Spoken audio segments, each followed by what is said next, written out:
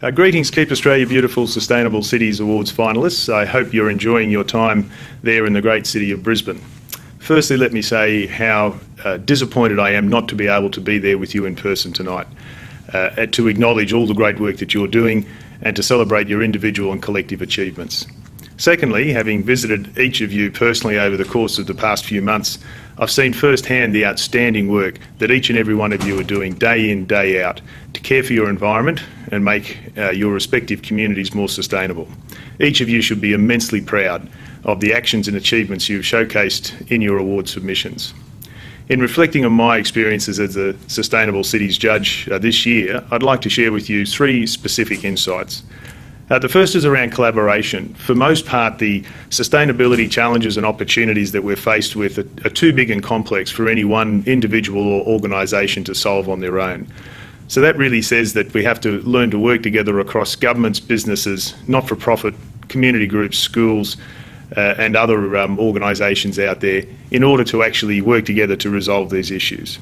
So working together with common purpose delivers results and builds resilience and instills a sense of pride and achievement.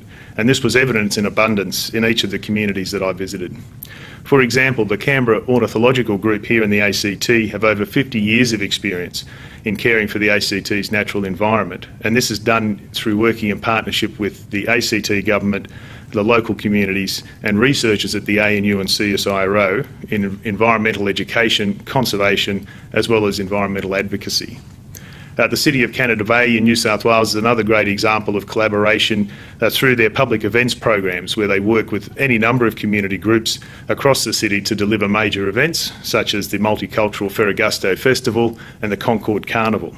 As well, the Council has great environmental programs and education partnerships in place through the Sustainable Childcare and Sustainable Schools networks.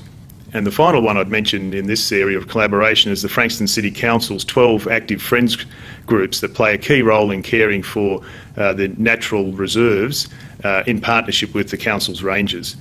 This also includes two newly formed groups, which are beach patrol groups, collecting litter on the Sea Forward and Frankston beaches.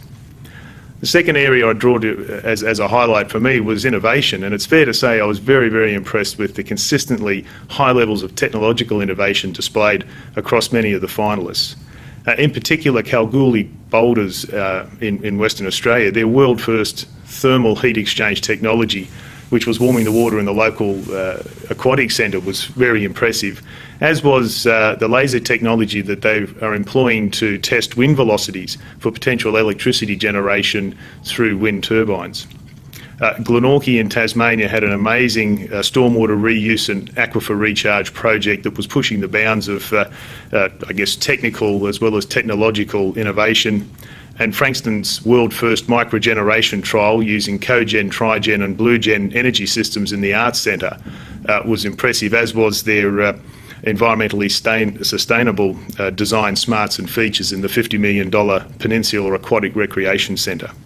And last but not leastly, in Brisbane, the Brisbane City Council's vision for a precinct-scale CBD building cooling system is something that I haven't seen anywhere previously. The third point I'd make is around, competition. And notwithstanding all of us being Australians, it's fair to say that being a federated nation, I can report that the interstate rivalry and competition is alive and well.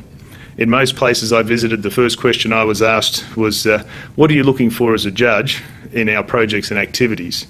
The second most asked question was, who are the other finalists and what do we have to do to beat them? So it's fair to say that healthy competition is alive and well. Before I close, I'd like to say a very special thank you to the people who prepared award submissions on behalf of their cities or community groups, and those who also coordinated my visits to your respective cities. I appreciate that this is no small task. It requires tact and influence, patience and determination, all of which each of you displayed in liberal doses of tenacity as well as good humour. You're a credit to your respective communities and should be acknowledged as such. So finally, in closing, the Keep Australia Beautiful Sustainable Cities Awards recognise and celebrate the actions and achievements of urban councils and communities who are doing their bit to take care of the environment. Irrespective of the outcomes of the awards tonight, each of you are already winners. You've achieved so much so far, and have built solid foundations for even greater outcomes into the future. I wish you well in these endeavours, and please keep up the good work.